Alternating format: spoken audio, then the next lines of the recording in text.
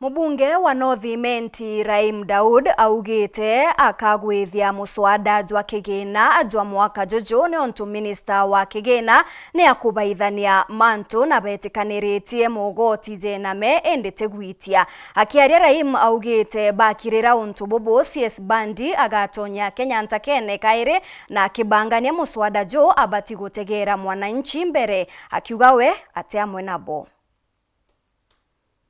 Mubunge wa North Imenti Raim Daud augite ati akethwa akibingana na finance bill ya mwaka juju gitumi ni ati nitithenje mogoti yutate na uria Kenya bakwenda. Ningeomba wawachane na hiyo finance bill ya 2026. Sio lazima tukue na finance bill every year. Inaweza kuendelea ile ilikuwako. Watu wamefinyika, wapunguziwe ushuru. Sasa badili ya kupunguza ushuru, John Mbadi anaongeza ushuru kwa mali zingine.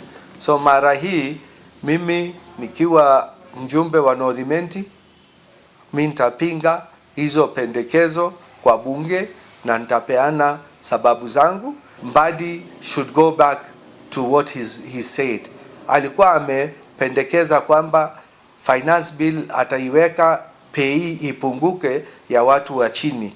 Raim akiuga CS Bandi na uriretu ati ejire thirikari ne gukurukira maandamano ja finance bill 2024 amuna bubu aruga na kumenya Bandi mandu ya kuja kuthuka wekebera thirikari ne na ageta rutero regani o uria ari kairi. Ni kwa nini anataka kuletea serikali shida? Na yeye aliingia kwa hii serikali, sheria hiyo shida ilitokezea ya finance bill 2024. So anataka kuleta ingie shida kwa serikali, ndio sasa aseme sio yeye amefanya na atoroke, atuachie shida. So tunasema hiyo finance bill 2026 lazima ibadilishwe, itolewe hizo ushuru zinapandishwa. Agwekera bata ni gutiganya thirikari ikurea kandarathi mbaita ciao nikina inyabo mbagwita mogoti. Deni iko 700 billion.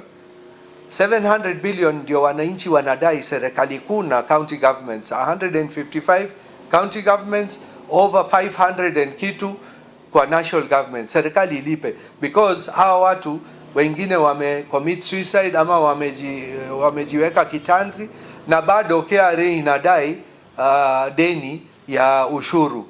Mtu hajalipwa atalipa ushuru gani? Muthuri Muriuki, World TV, Mutirwa Kangangi.